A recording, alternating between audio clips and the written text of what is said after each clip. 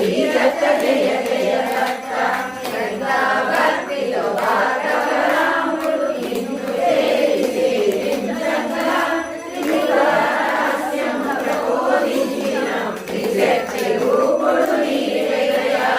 మదాల సామల సంకల్పం అలంకుడు నిన్ను చేరగనే యోగ విద్యను తెలిపితివి యోగేశ్వరునిగా చేసితివి ఓం దత్త శ్రీ దత్త